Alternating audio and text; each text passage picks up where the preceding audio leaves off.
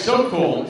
#1 best-selling author of What They Teach You at the Wharton Business School, and another book called The Greatest Book of All Time. Anybody who has the chutzpah, do you know what a chutzpah is? That's Yiddish. There you go. You got it. Okay. That's what it means. I wasn't going to say it. Thank God I have you today.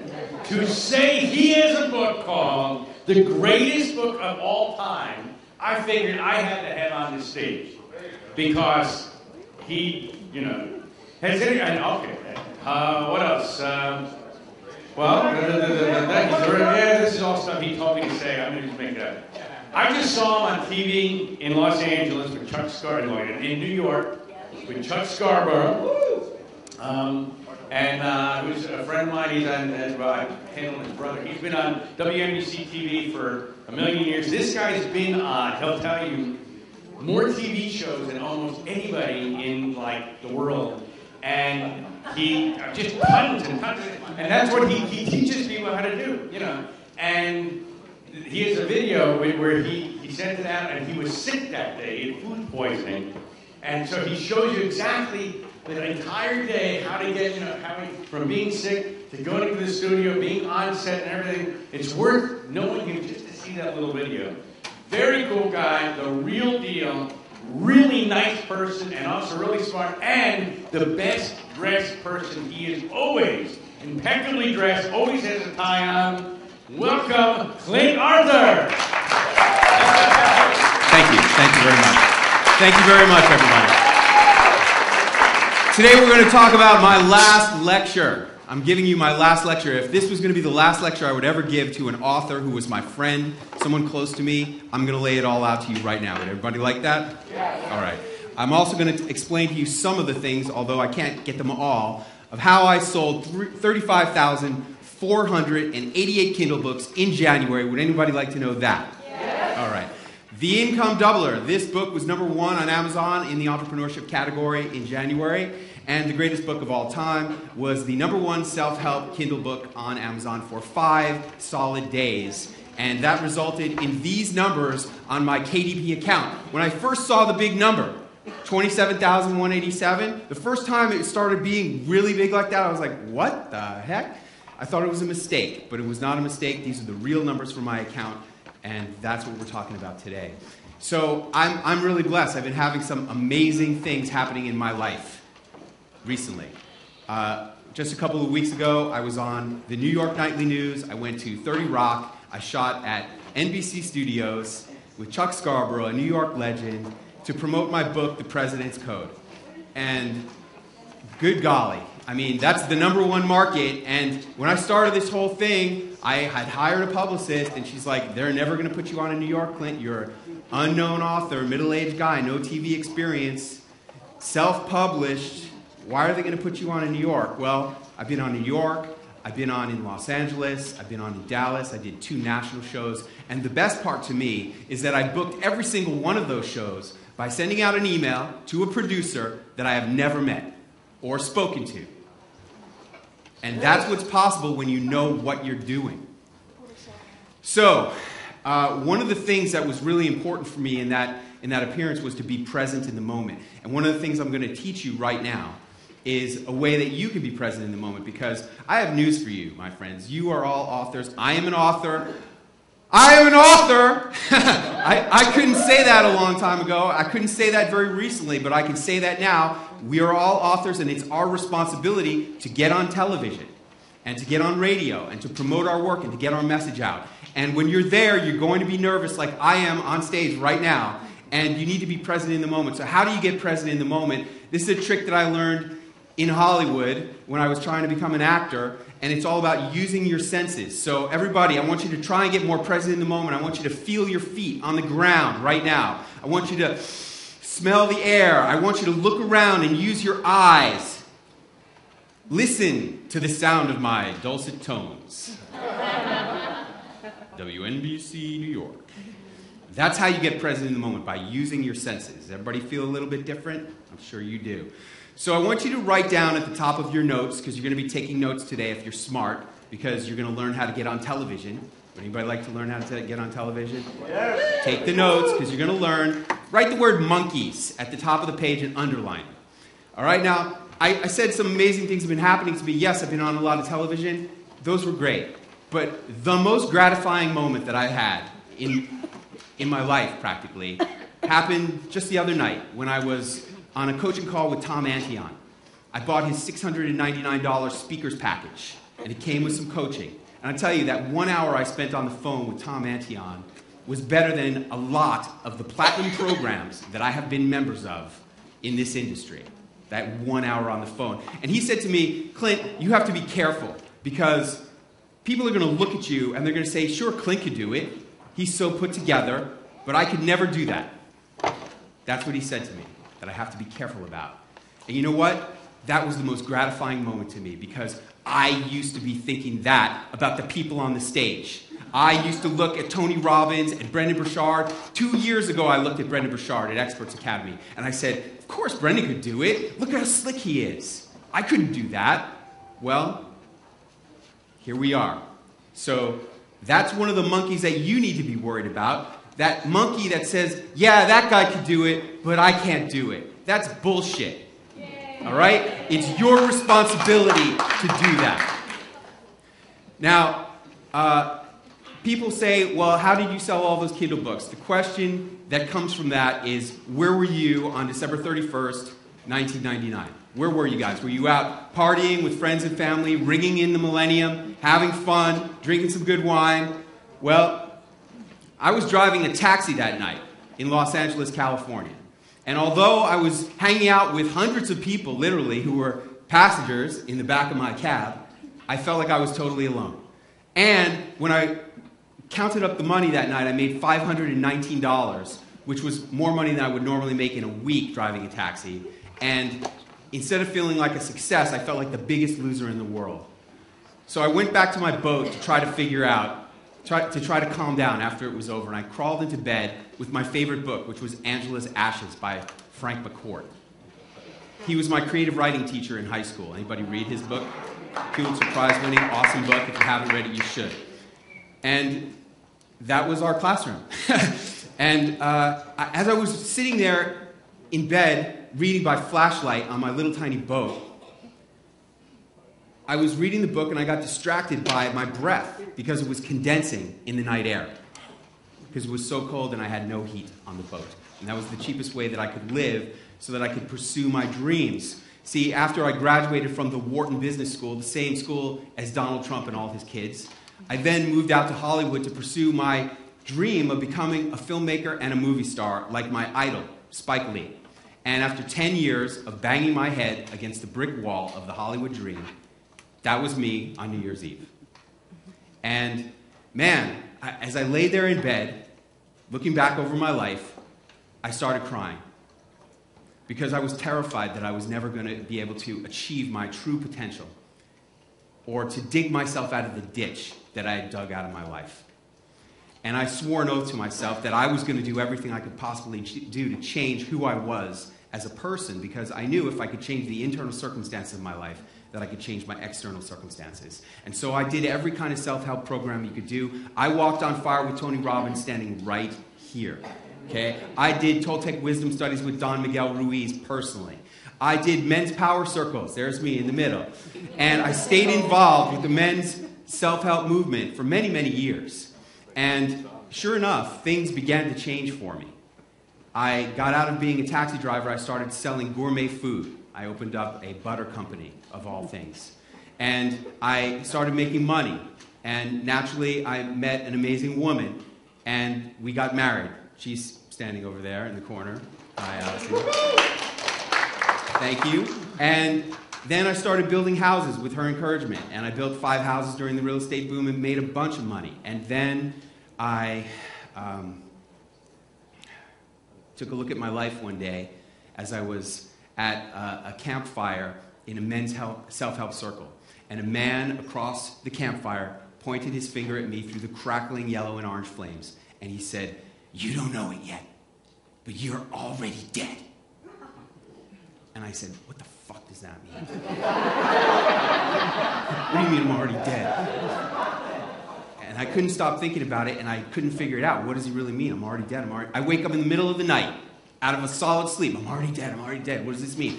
Came to be New Year's Day 2008, and I sat down with a pen and a pad, and I sat down to write my list of goals for the years like I would do every year on New Year's Day. And that year, inspired by what that man said, I said to myself, well, if this was going to be the last year of my life, what would I want to do this year? Well, you see, I realized that at that point, I weighed 236 pounds. I was technically obese, and I could barely bend over to tie my shoes. And I said, I want to get healthy again, because I used to wrestle at 145 pounds in high school. I was 100 pounds heavier. And that year, I lost 40 pounds without joining a gym or changing my diet or hiring a trainer.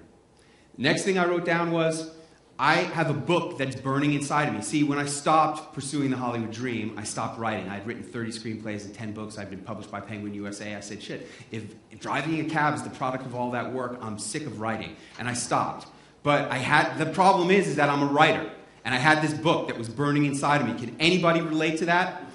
And I had to write my book. And that year, I ended 8 years of not writing a word. And I sat down and I banged out what I called free new power at the time.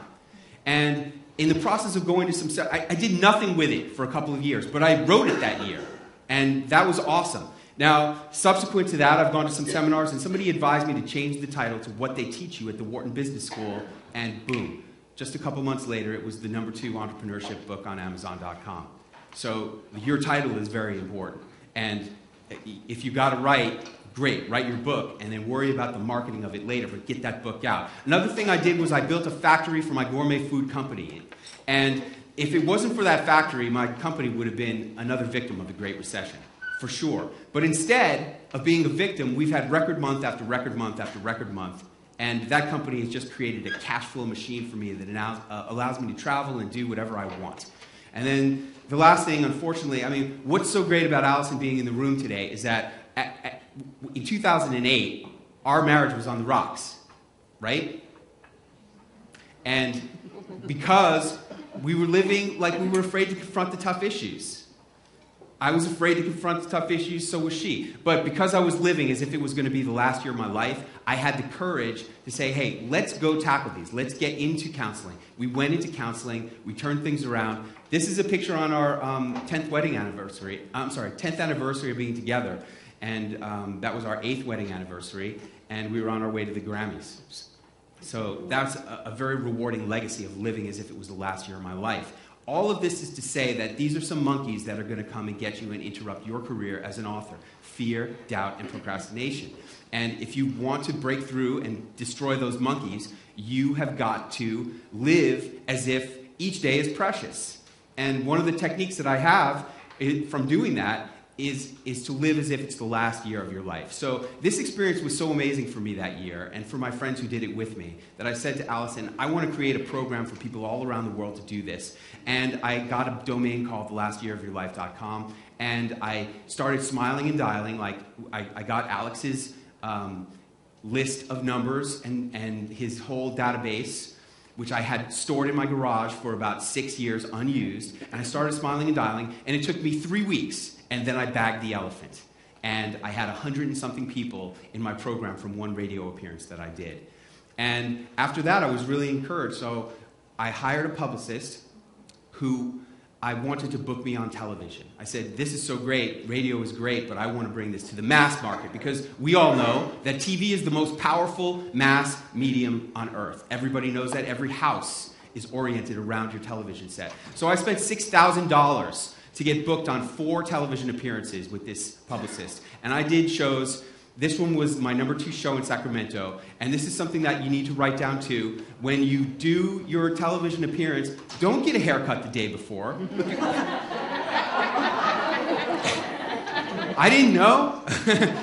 And if you need to add, a little definition, a little darkness to your hair, do it before you go on television. Also, another thing is get a suit that actually fits you.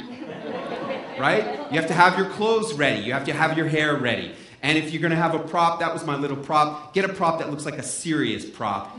That was my prop to do that demo, and it wasn't very good. And at the end of these 4 interviews, I had 4 pieces of tape, 4 videos of my appearances. And you know what? they sucked.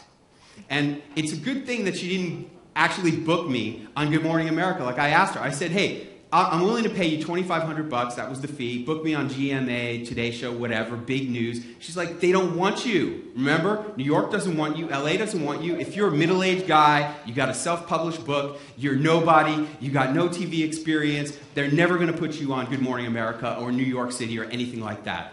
Well, after $6,000 of these little tiny stations, I said, I need to do a lot more TV, but I want to do it myself.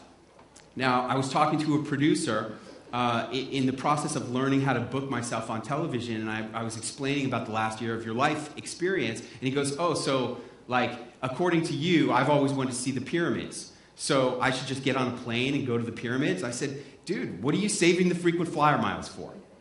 And I got this postcard from the guy 2 weeks later. Okay? Now, the last year of your life is about doing what you can do, what nobody can stop you from doing. Nobody can stop you from cashing in those frequent flyer miles. This guy did the last year of your life program. His name is Brian from Nebraska. He lost 42 pounds while he quit smoking. And he reunited with his dad, who he hadn't spoken to in 20 years, introduced his teenage children to their grandparent for the first time. That's what you can do when you're living as if it's going to be the last year of your life. This girl dealt with fear. Remember the monkey of fear? She told me, oh, Clint, I had this amazing experience. I saw this giant tower, and I wanted to go to the top and watch the sunrise, but I was afraid of heights. And so I said to myself, well, it's the last year of my life. If I don't conquer my fear of heights now, when am I ever going to do it? I said, oh, you mean this tower? She goes, yeah. I go, well, I just happened to take that photo at sunrise this morning. She was on top of that tower when I took the photo. That's the serendipity. This was at Burning Man, by the way. Yeah, and that's the serendipity that happens and the cool things that happen when you're living the last year of your life. See, another thing that I learned was expectations equal results. And what happened was I'm a big fan of self-help. I continue to do self-help. That's why I go to seminars like this and others all the time. And I learned at one of these seminars that your expectations determine your results. And the seminar leader was teaching about how to reprogram your brain to do anything you want. And I said, hey, can I reprogram my brain to, say, double my income? Because, like, I'm a money guy. I like, money. And he's like, sure. So I did it. I did his prescribed thing where you just reprogram your brain by saying what you want to believe. And in 90 days, I reprogrammed my brain to double my income. And I was so excited about it, I invited some of the people from the Last Year of Your Life program, those 100 people, to join me, and other business associates. Now, this guy is Steve Williams. He did it. He owns a magazine in Wisconsin. And he went from $24,000 to $54,000 a month using the Income Doubler program. And the Income Doubler program is one of my books that is available here today. Who am I? This is another monkey. Write that down. Who am I? You're going to say this all the time because this was the question that I had when I first picked up the phone to try to book myself on a station in a little tiny city. I thought to myself, who am I to be calling up this guy in the newsroom? He answers the phone. WXYZ News Desk. Who am I to be calling that guy? Well, I'm the messenger. I'm the guy who has an important message that saves lives, that helps people quit smoking, that helps them lose weight, that helps them reunite grandparents and children, that helps them double their income. I have important shit, and so do you. Who has important stuff that they are a messenger of, okay? That's who you are, and that gives you every right to pick up the phone and call these news desks and book yourself on the news. So that year, I booked myself on like 18 shows. Personally, I booked myself on 18 shows. And I got really good at this stuff, and I came up against some myths, and I totally busted all of these myths. You have to be young to get on television. BS. You have to be famous to get on television. I am not famous. I am nobody. You have to be experienced to get on television. I had no experience getting on these shows, and I sucked. The little tape that I had sucked. You have to be a client of a publicist. That is BS. And you have to be published. I am a self-published author. I have promoted, I don't have it up here. I have promoted my self-published print-on-demand children's book that I illustrated myself on Fox, Boston, Las Vegas, and San Diego. And if I can do that, anybody can publicize any book on any station in America. I don't care what you have.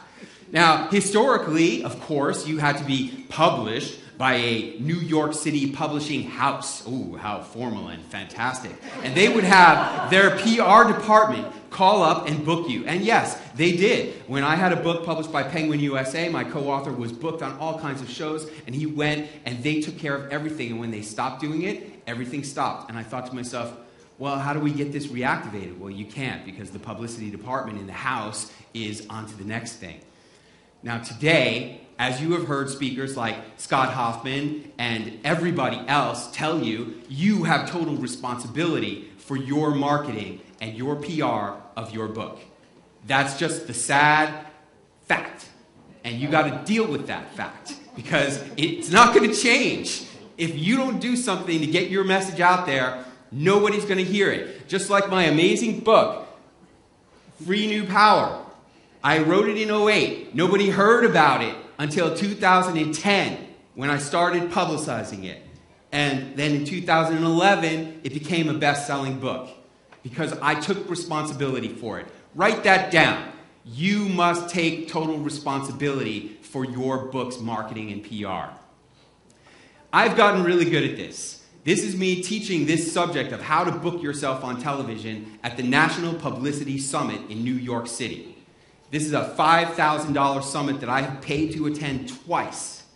And there I was in October when I was teaching them for the first time how to book your stuff on local television. Because here's my concept. You start out with the little tiny shows in small cities like Sacramento and Phoenix or Salt Lake City or Biloxi, Mississippi, wherever you can get on down in the bottom 50 of the Nielsen 100 market. It's not so hard to do. And then you start getting tape and you keep working your way up until you have a media page on your website that looks like mine. See, this is why producers can receive an email from me. They like what they read. They go to my website, they see I've been on 1 million shows, and they send me an email back, and it says, when are you available to come on our show? That's what's available for everyone in this room. Is there anybody else here who is maybe self-published? Yeah. Not a TV celebrity. Not young. Not famous. Not experienced on television, right? Just like me. You can do this too.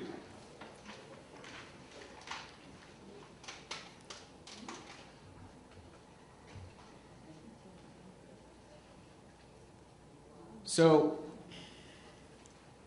there are two kinds of segments. Write this down. There is a timely segment and there is the evergreen segment. The timely segment only works until the event is over. One of my students, he is a Macintosh consultant. We had a segment for him called The Good, the Bad, and the Ugly of the iPhone 4. As soon as the phone was released, it was no longer news. But the day before it was released, he got booked on his first 2 shows. 2 days later, he'll never get to do that segment again. That is a timely segment. The other kind of segment is an evergreen segment. Evergreen segments are amazing. And I learned about them in my training at the National Publicity Summit when they talked about a segment that got a guy booked on The View. He was a nutritionist, and he did a segment called How to Make the Perfect Cup of Coffee. Awesome segment, got him booked on The View. Now, as a nutritionist, what's the value of being on The View, teaching about how to make a cup of coffee? It's being on The View. If he's on The View, he must be a reputable guy. And that's the power of being on television news. No matter what you're doing, you're getting the endorsement of that ABC, NBC, CBS, Fox, CW affiliate, whatever the show may be. Those are the two kinds of segments. When you break it down, that's all there are. Now, it's not about your book. It wasn't about that nutritionist teaching about nutrition. He was teaching about coffee. It's not about your book. It's about your hook. So,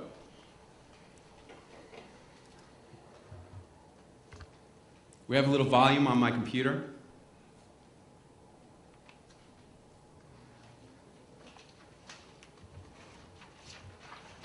No? Oh, that's too bad.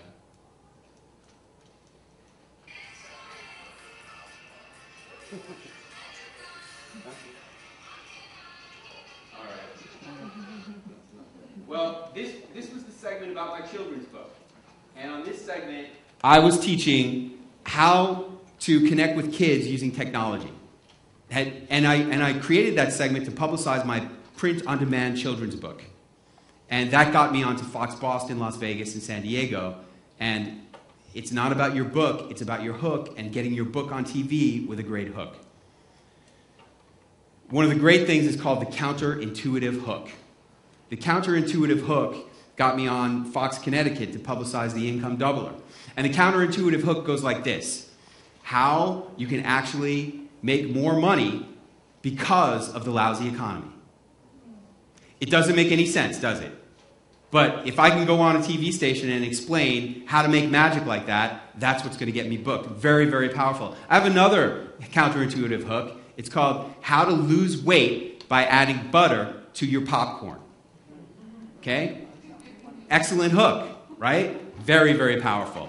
The next kind of hook is a local hook. Every time you do a local show, you need to have a local hook.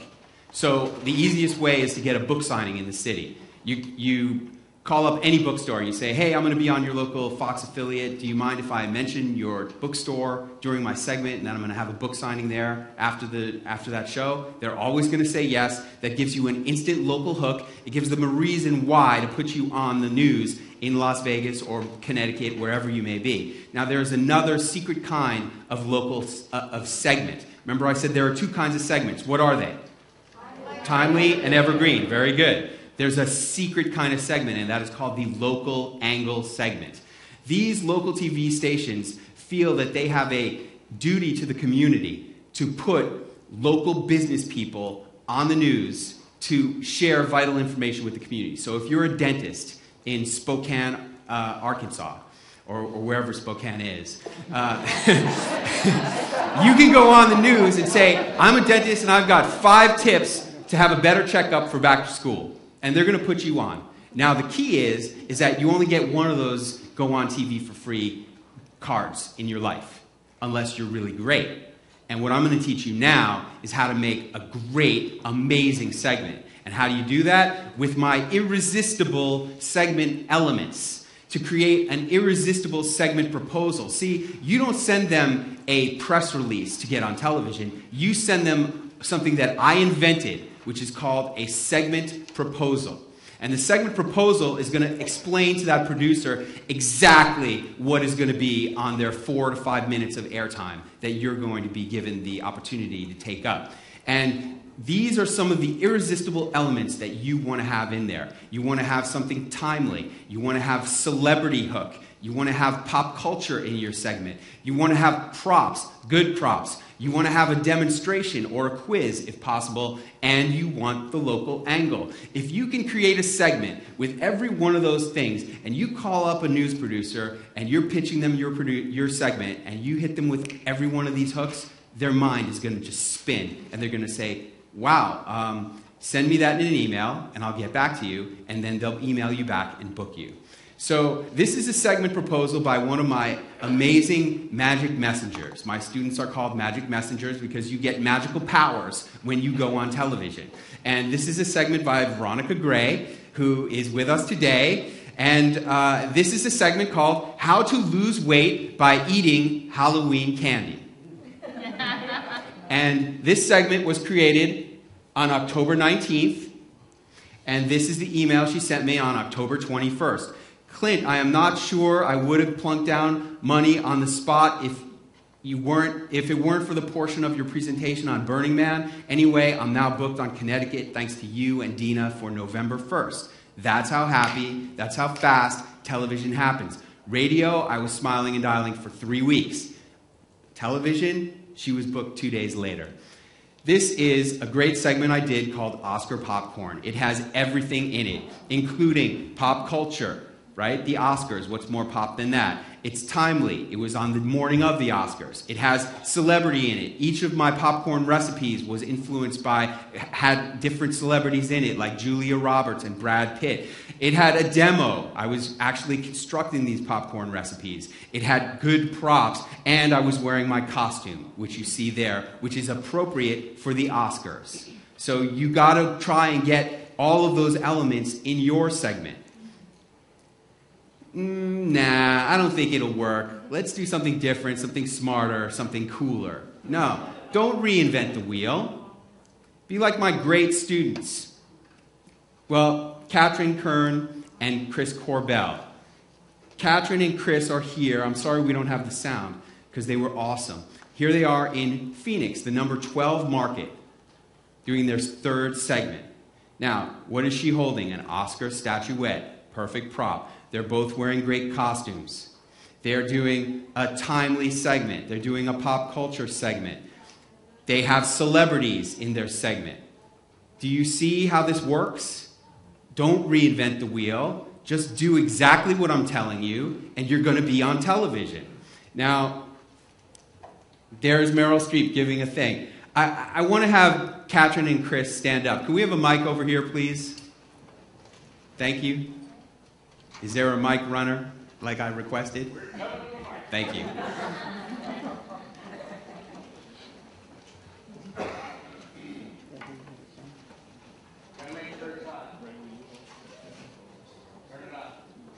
Turn around so the people can see you, because I know what you look like. When did I meet you? I met you at Author 101 in October, and then I saw you again at Quantum Leap in December.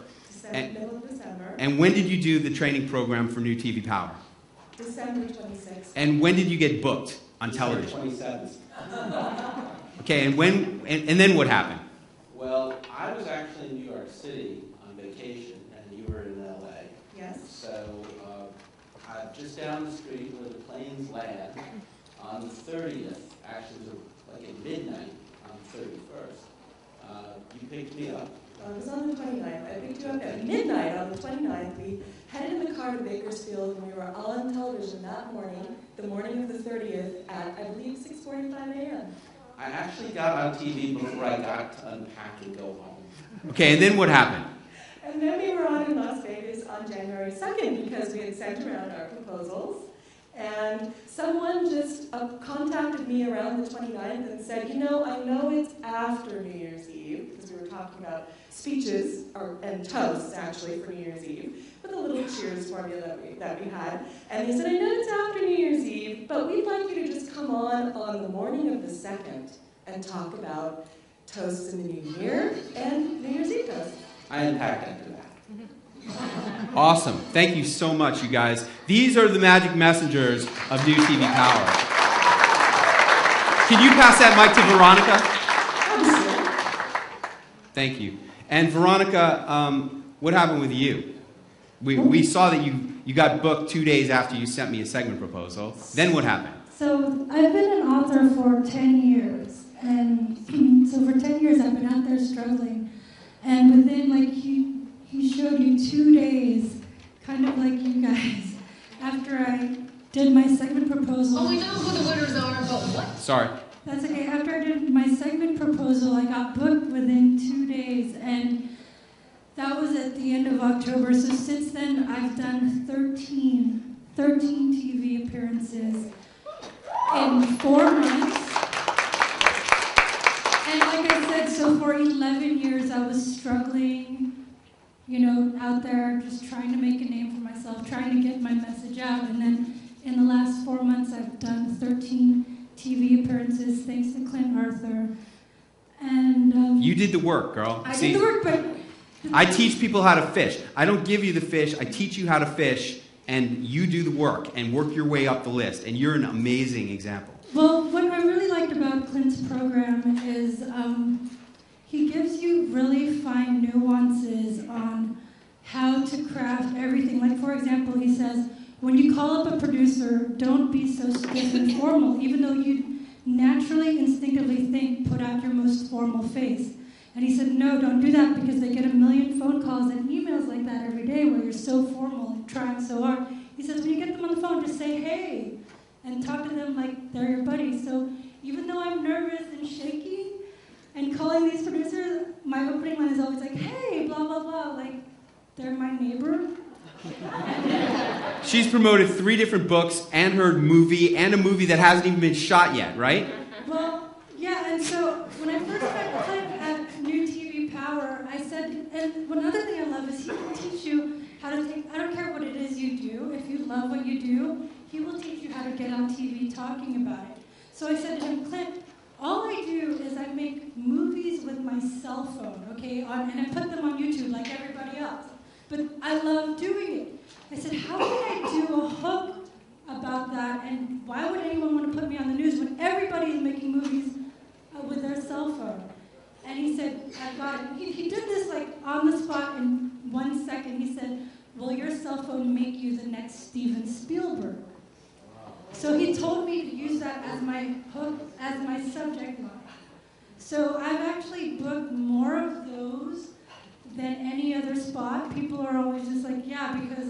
Where did you shoot that one? I've shot that in New York, in the number one market. I've shot that in Sacramento. See, it took me 2 years to get to #1, but if you have the right teachers, you can shortcut the whole process and make it happen like she did, perhaps. I mean, results depend on your performance, but she made it happen in 4 months. Well, and the weird thing is now I'm like known as the most famous cell phone filmmaker alive because I got on the news talking about it. Thank you so much, Veronica. One more person, Daryl. He did a very interesting thing. I also met him at the Publicity Summit, and you know he's fortunate enough to have resources that a lot of us don't have. How have you used the program? Well, like Clint said, I bought the program in New York about 4 months ago, and because I'm a shy person, that's not true, but I decided that I have so many resources that I have other businesses that I run also. I needed to hire myself an assistant. So I put an ad in the paper, I hired an assistant, and I said I'm looking for a publicist. And I literally interviewed a few people, I selected a person, I gave her Clint's stuff, and I said I want you to spend the first few days listening and watching this stuff. And that, she started 5 weeks ago. I have done over a dozen segments, and I'm booked on at least 2 dozen more in 5 weeks. If you're not on television, it's your own damn fault. I'm telling you that. I'm serious. It is totally out there for the pickings. This is new. This is a new program that I created in October. It's brand new. There are not a lot of people using it yet. Now is the golden moment to get in on it. It's going to give you some magical superpowers. And I want to show you this. This is really great. When you're on television, you get magic superpowers.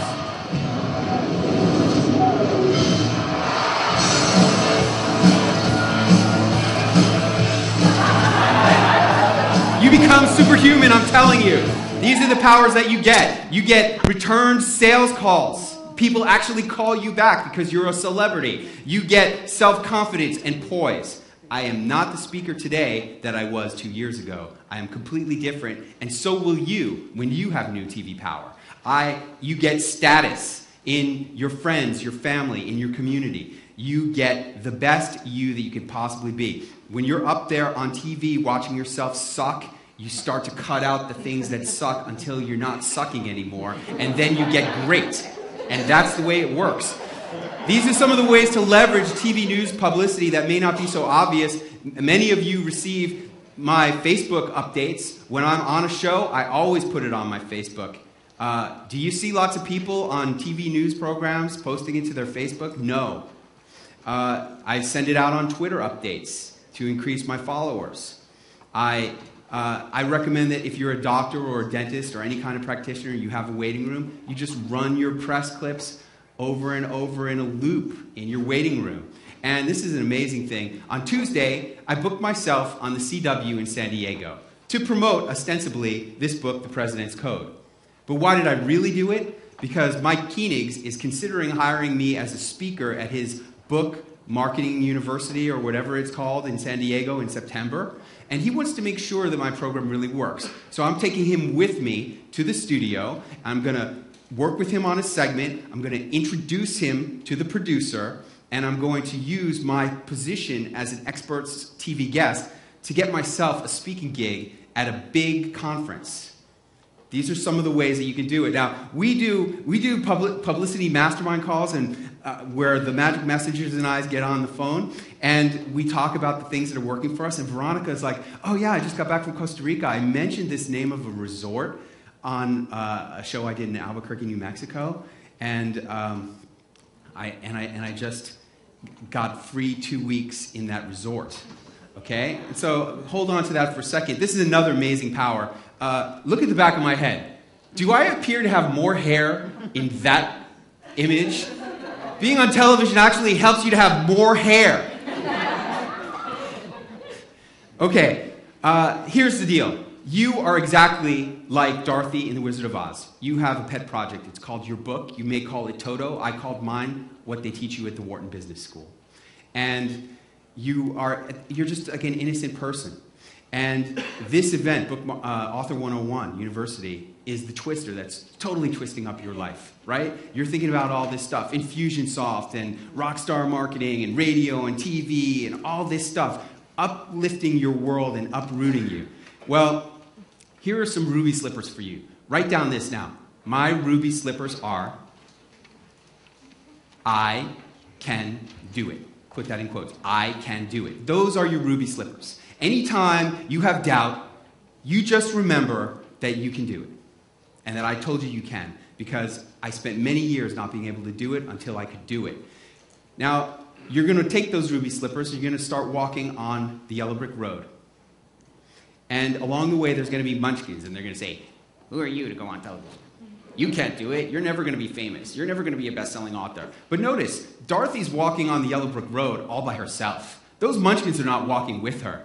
They're just noisy problems for you to ignore on your path on the yellow brick road. Along the way, you're going to wonder, am I really smart enough to do this?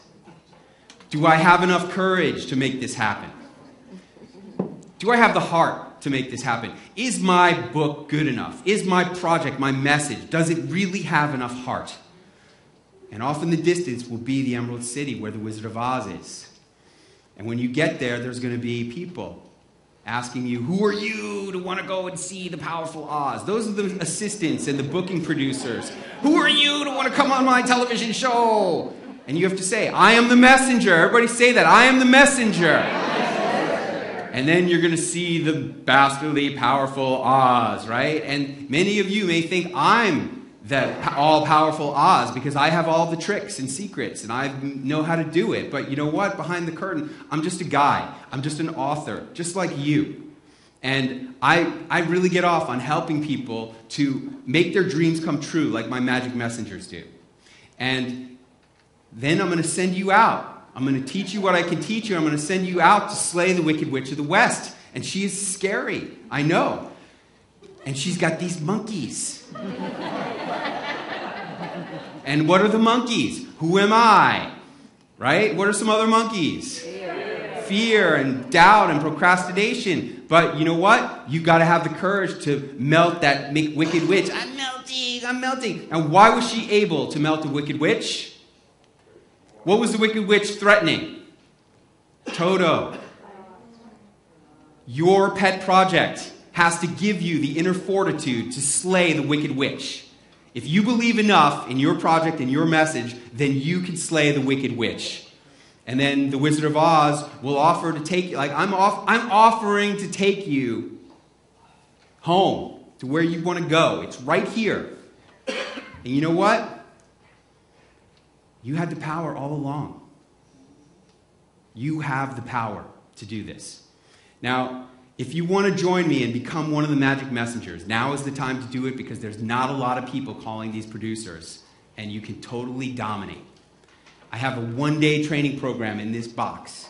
You take it home, you do it in a day. It's 3 hours of audio and 4 hours of DVDs. It includes my whole database of 400 TV news producers all across the country in the top 100 markets. It includes my personal coaching. I'll be on the phone pitching with you, listening to you pitch, making sure you're ready to pitch. I said to these guys, You, Chris, Catherine, you don't need me to be on the phone with you when you pitch because you're good enough. It would just be like ego for me to listen to you pitch. But if you want me to go on the phone and we'll call up real producers, you'll pitch and I'll say you did this right or you did this wrong or this is how to fix what you're doing. But I'll get you ready to pitch. It's less than $1,000. I mean, how much more affordable can I make it? Really? Anything of value has to cost that much, and that's what's available to you today. If you're interested in that, I'll be seeing people outside at the table on the right. Audrey has where the forms are. I'll be there. Now, before we do that, I would like everyone to please rise for the new TV Power anthem.